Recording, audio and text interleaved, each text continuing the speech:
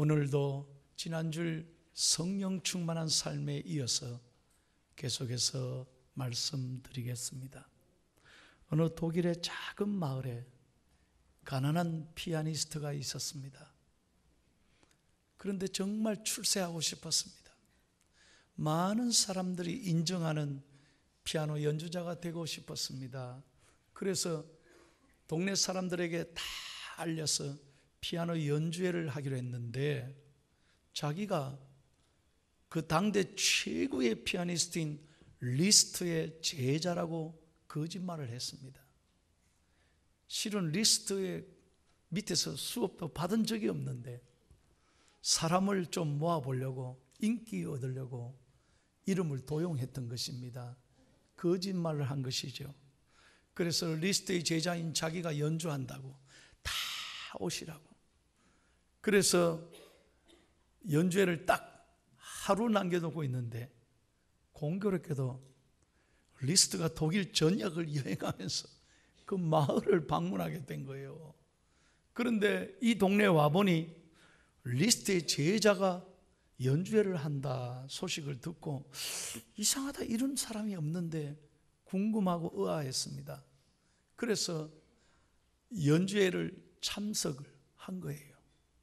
리스트가 맨 뒤에 앉아 있는데 그 가난한 피아노 연주자가 연주하려고 딱 나와서 인사하고 딱 드니까 리스트가 딱 뒤에 앉아 있는 거예요. 얼마나 부끄럽고 창피하고 놀랬겠습니까? 얼마나 당황했겠습니까? 그래서 안절부절하면서 리스트 앞에서, 많은 사람 앞에서 연주를 겨우 했습니다. 그래서 그날 마치고 너무너무 자기가 부끄러운 거예요. 창피한 거예요. 그래서 그날 밤으로 리스트가 묵고 있는 숙소를 쫓아갔답니다. 그래서 리스트 앞에서 무릎을 꿇고 잘못을 빌었습니다. 선생님, 정말 잘못했습니다. 난 너무 가난해서 정말 피아노 이거 잘 쳐서 어떻게든 인기를 모아서 출세하려고 해봤습니다. 선생님의 이름을 내가 함부로 도용했습니다. 너무 잘못했습니다. 죽을 죄를 졌습니다. 용서해 주십시오. 그러니까 리스트가 싹 웃더니 여보게, 잘 왔네. 내 앞에서 한번 연주해봐. 다시 연주해봐. 그래서 대가가 해보라니 할 수 없이 한 거예요. 야, 요 부분은 좀 다르게 쳐야 돼. 그래 치는 게 아니야. 그날 밤 그 자리에서 레슨을 받은 거예요. 그런 다음에 리스트가 이 가난한 피아노 연주자에게 뭐라고 말하느냐? 자네는 오늘부터 어디를 가든 오늘 내게 사사를 받았으니 내 제자라고 말을 하게나. 그래서 훗날 그 사람은 아주 훌륭한 피아니스트가 됐습니다. 사랑하는 여러분, 무슨 말입니까?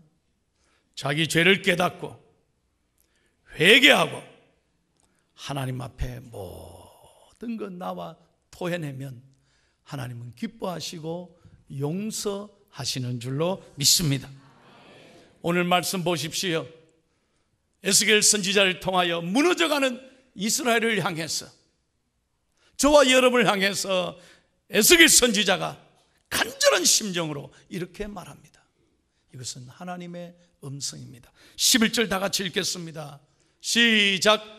너는 그들에게 말하라. 주 여호와의 말씀이니라. 나의 삶을 두고 맹세하노니 나는 악인이 죽는 것을 기뻐하지 아니하고 악인이 그의 길에서 돌이켜 떠나 사는 것을 기뻐하노라. 이스라엘 족속아, 돌이키고 돌이키라. 너희 악한 길에서 떠나라. 어찌 죽고자 하느냐 하셨다 하라. 아멘. 오늘 하나님의 말씀입니다. 이스라엘아, 아들아, 딸아, 돌이키고 돌이키라. 돌아오라는 것입니다. 히브리어로 이 말은 슈브라는 말인데 회복하다, 새롭게 되다, 잘못을 뉘우치다, 변화를 받다, 그런 뜻입니다. 오늘 사랑하는 여러분, 이 아침에 예배를 통해서 하나님의 음성을 듣고 정말 돌이키는 저와 여러분이 되시기를 간절히 소원합니다. 여러분, 설교를 그냥 귀가 즐겁게 하는 설교가 아닙니다. 그냥 1시간 설교 듣고 귀로만 듣고, 여러분 그게 아니에요. 설교는 어디 가든 다 들을 수 있어요. 얼마나 요즘 이 시대에 설교가 어디든 가든 다 듣고 설교 잘하는 목사님 많아요. 예배는 그런 게 아닙니다. 설교 평가하고 1시간 설교 귀 기울여 듣고 그냥 끝, 그것이 아닙니다. 예배는 하나님 앞에 회개하고 변화를 받는 것입니다. 지난 한 주간 여러분 하나님 앞에서 잘못 살은 거 있습니까? 사람은 속일 수 있어요. 사람 앞에서는 안 그런 척 하도 돼요. 하나님은 절대 못 속여요. 하나님 내 마음을 아십니다. 여러분들 지난 한 주간 혹시 내 자신을 미워하고 누군가를 미워하고 저주하고 실망하고 분노하고 여전히 오늘도 상처 속에 예배드리고 있다면 여러분 절대로 그 하나님 기뻐하시지 않아요. 오늘 이 아침에 하나님 앞에 돌아오기를 축복합니다. 여러분, 마귀는 말이죠, 끊임없이 저주합니다. 우리 안에 분노하게 하고 어둠에 갇히게 하고, 마귀는 두렵게 하고, 너는 죄인이라고 계속 정죄합니다. 그러니까 우리가 거기에 갇혀서 내 자신도 싫고 모든 게 다 싫어서 여러분 우리가 잡맛도 없고 밥맛도 없고 입맛 없고 세상에 살아갈 맛이 없는 거예요. 그게 마귀가 하는 거예요. 그러나 성령님은 이 아침에 설교를 통해서 우리가 하나님 앞에 토해내고 하나님 앞에 회개하고 하나님 앞에 믿음으로 기도하면 새 영을 주십니다. 다시 한번 새 영을 주십니다. 그 성령은 우리로 하여금 용기와 희망을 갖게 하고 사랑하게 하고 용서하게 하고 꿈과 희망을 갖게 하고 내일을 향해서 믿음으로 출발하게 하시는 것입니다. 이 아침에 이 은혜가 우리 모두에게 있기를 예수님의 이름으로 축원합니다. 축원합니다. 마틴 로이드 존슨 목사님이 그런 말 했어요. 그리스도인에게 회개가 없다면 그 사람은 그리스도인이 아니다. 차라리 그리스도인이라는 배지를 빼라 그랬어요. 우리가 회개가 없다면 참된 예수쟁이가 아닙니다. 그러므로 오늘 아침에 여러분 설교를 들을 때 의의할고 하나님 앞에 내가 어떻게 할까 두려운 마음으로 여러분 이 설교를 듣고 은혜 받기를 바랍니다. 회개는 3가지 단계가 있어요. 첫 번째, 다 같이 읽겠습니다. 시작.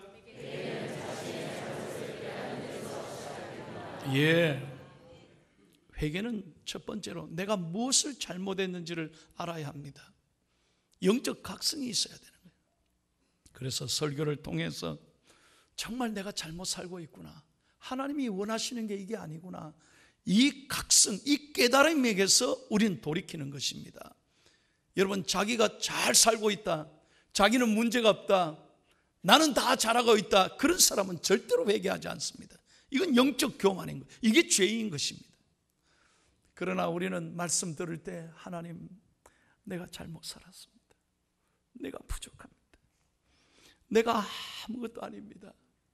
하나님, 내 힘으로 할 수 없습니다. 하나님이 필요합니다. 그렇게 하나님 앞에 깨닫고 회개할 때 하나님은 우리와 함께 하시고 은혜 베풀어 주실 줄로 믿습니다. 두 번째 회개의 단계는 깨달은 다음에 반드시 그것을 낱낱이 고백해야 합니다. 2번을 같이 읽을게요. 시작.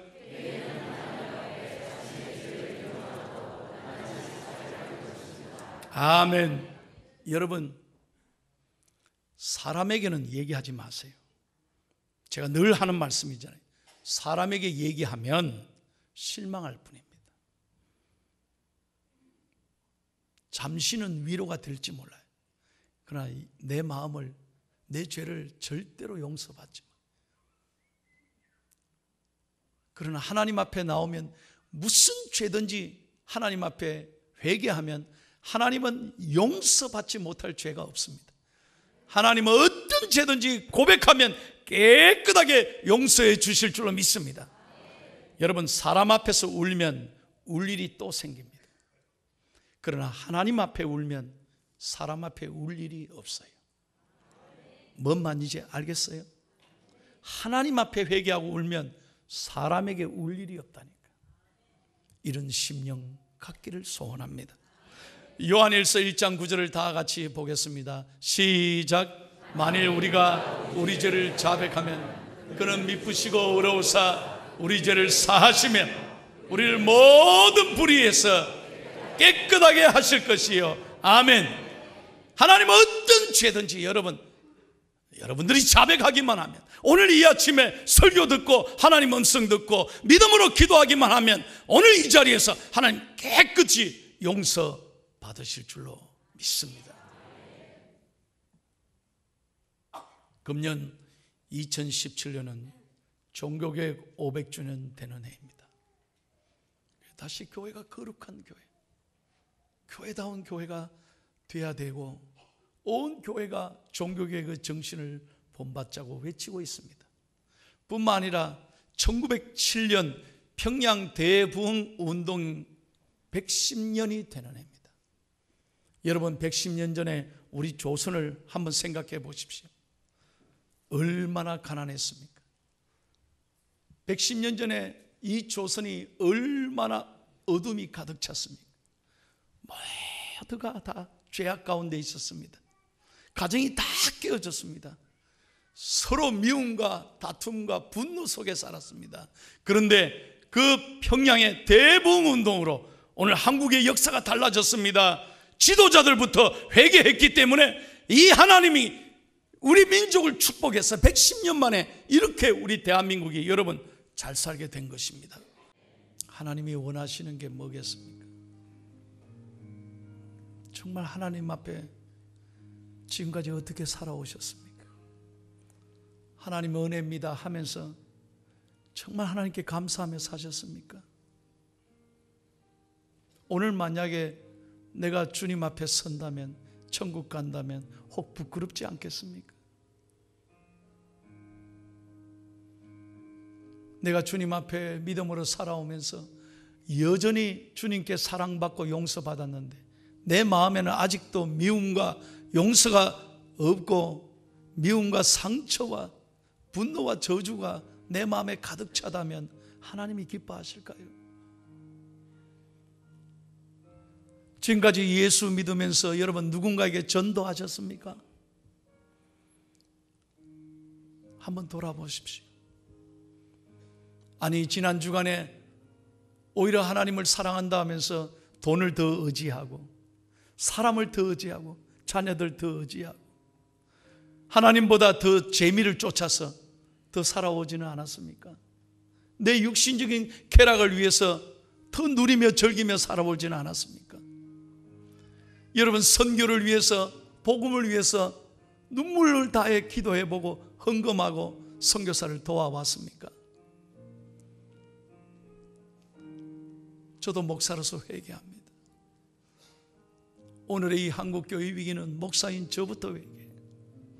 여기 계시는 장로님들, 권사님들, 집사님들, 교회 리더 여러분, 정말 우리가 하나님 기뻐하시는 삶을 살고 있습니까? 회개해야 합니다. 하나님 앞에 돌아와야 합니다. 하나님 앞에 돌아와야 합니다. 하나님 앞에 회개하면 하나님 반드시 복 주시고 은혜 베풀어 주실 줄로 믿습니다.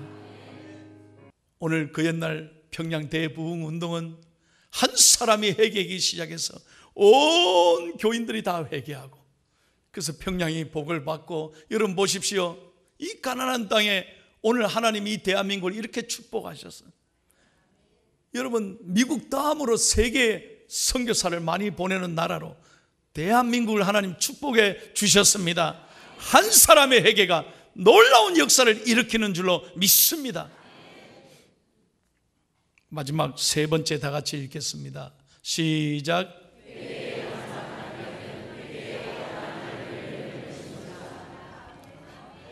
여러분, 회개는 말로 하는 게 아닙니다.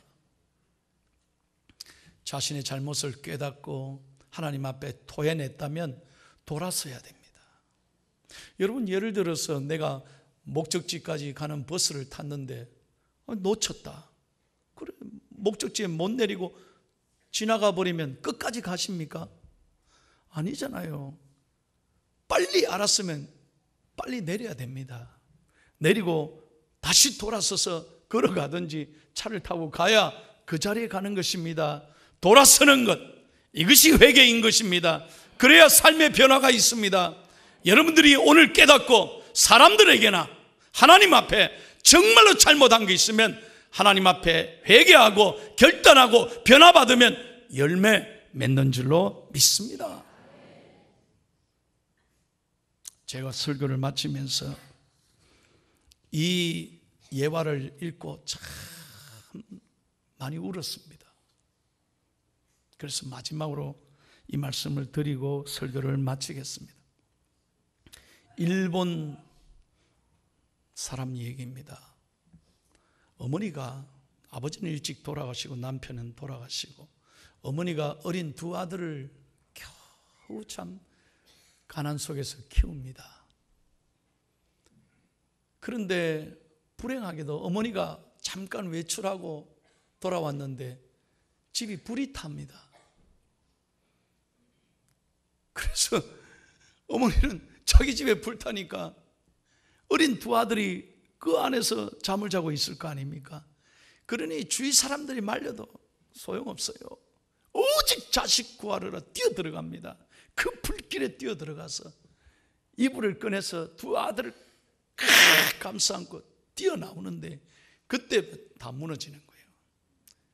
진짜로 기적적으로 두 아들이 이불에 쌓여서 나와서 살아났습니다. 아무 다친 데가 없어요.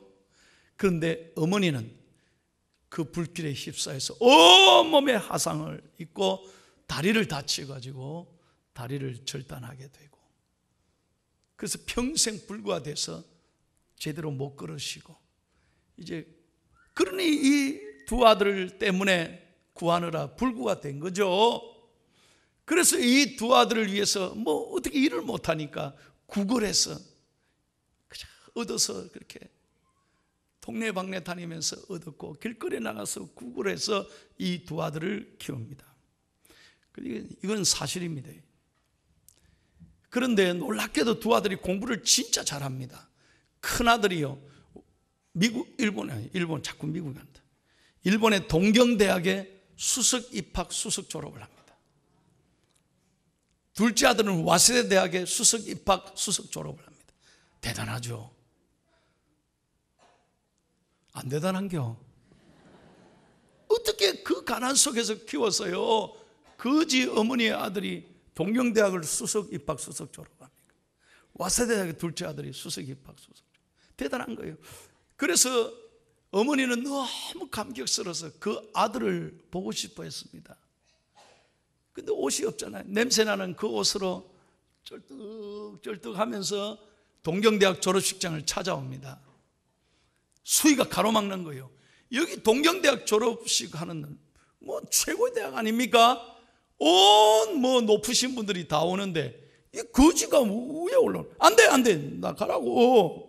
어디를 오겠냐, 오늘 졸업식인데. 아닙니다. 한 번만 들어가야죠. 제 아들이 졸업합니다. 아들이 누군데요? 수석 졸업한다. 미친 소리 하고 있지. 아들 이름이 뭔데? 아들 이름을 가르쳐 주는 거예요. 확인해 보세요. 그래서 수희가 가만히 있어요. 딴 데 가지 말고 요 딱 있어요. 해놓고 졸업식장으로 뛰어들어가는 거예요. 뛰어들어가서 그 수석 졸업하는 사람 아들을 찾았어요. 혹시 당신 어머니가 이런 어머니냐 하니까 창피하잖아요. 높으신 분들 다 와 있는데, 온 부모들 다 와 있는데 거지 옷 입고 냄새나는 어머니 찾아온 게 부끄러워서 그런 어머니 없다고. 그런 어머니 모른다. 모르니까 가지라. 수희가 뛰어내려와서 그런 사람 없다는데 거짓말 가요 막 확 쫓아내요. 어머니는 멀리서 그 졸업식장을 보면서 아들 얼굴도 못 보고 쫄룩쫄룩하면 내려오면서 죽고 싶었어요. 자살을 결심하는. 내가 살아서 뭐하노. 그래도 내려가면서 마지막 그 다음날이 와세대 대학 졸업식이니까 그 다음날 와세대 대학 둘째 아들 얼굴만 보고 죽자 이런 생각. 하루를 지내고 둘째 아들 와세대 대학을 간 거예요.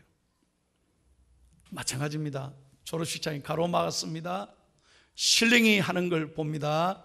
그런데 둘째 아들은 달라요. 둘째 아들은 어머니를 기다렸던 거예요. 그런데 어머니가 자기를 찾지도 않고 말리니까 못 들어오게 하니까 멀리서 졸업식장만 보고 됐습니다. 둘째 아들에게 부담 안 주려고 됐습니다 하더니 돌아서는. 그때 이 둘째 아들이 멀리서 돌아서는 어머니를 보고 어머니! 그러면서 뛰어갑니다. 그리고 어머니를 꽉 껴안는 거예요. 어머니 왜 어디를 가십니까? 내가 어머니를 하루 종일 기다리는데 어디 가십니까? 아닙니다, 아닙니다. 사람 잘못 봤습니다. 사람 잘못. 나 이 연기 잘하죠. 그런데 이 아들이 어머니 졸업식장에 그래 올라가는 거예요. 온 그 앉아있던 사람들 이뭔 냄새, 저희 저 뭔 여자이 저래 와. 모두가 또 당황하고 놀래고 코를 막는 거예요. 둘째 아들이 연설을 합니다. 오늘 여러분 죄송합니다만 여기 단상에 오르신 이 여자분이 제 어머니입니다. 옛날에 어렸을 때 불이 난 저희들을 구하려고 그 화마에 뛰어들어서 화상을 입고 거지가 되고 다리가 불구가 돼요. 우리 어머니가 나를 찾지도 않고 멀리서 돌아서는 모습 보고 내가 너무너무 가슴이 아팠다. 내가 잘못한 것 같아서 왜 이 아들을 찾지도 않고 어머니 마음을 저래 아프게 했나? 내가 지금까지 공부 잘한 게 어머니 덕인데 어머니한테 가슴 아프게 한 걸 내가 오늘 깨닫고 내가 오늘 여러분들 앞에서 사죄해야 한다고. 그러더니 어머니 앞에 무릎을 딱 꿇고 용서를 비는 거예요. 온 여러분 그 자리에 참여한 사람들이 다 눈물 훔치며 감동을 받았어요. 그 어머니와 아들에게 박수를 보낸 거예요. 여러분 두 아들이 어떻게 됐을까요? 큰아들은 동경대학을 졸업하고 일본의 최고의 회사에 입사하기로 돼 있었습니다. 이 소식이 알려지면서 아들은 그 회사가 거부해 버렸어요. 이런 아들 필요 없다. 입사 취소가 됐어요. 둘째 아들은요 어떻게 됐을까요? 모든 사람들의 박수를 받으면서 넘버원 사위감이 되고 일본 최고의 회사의 회장의 사위가 됐습니다. 사랑하는 여러분, 사람에게 이렇게 깨닫고 잘못을 빌고 용서를 해도 복을 받고 하나님 앞에서도 여러 번 잘못 깨닫고 그 잘못을 빌고 회개하면 은혜를 받습니다. 은혜를 받습니다. 사람도요 그런 사람을 용서하고 귀하게 쓰시는 하나님이 우리가 잘못한 거 다 빌고 어떤 죄라도 용서를 구하면 오늘 하나님 깨끗하게 우리를 사해 주시고 저는 설교를 준비하면서 여러분의 마음이 제 마음이 상처와 어둠 속에 살지 않아요. 하나님의 성령으로 우리의 마음이 깨끗한 천국이 되기를 소원합니다. 천국이 되기를 소원합니다. 여러분 인생 아무것도 아닙니다. 금방 지나갑니다. 아무것도 아닙니다. 정말 하나님 앞에서 기뻐하시는 심령, 성령 충만한 사람들, 우리 중앙가족들 다 되시기를 예수님의 이름으로 축원합니다.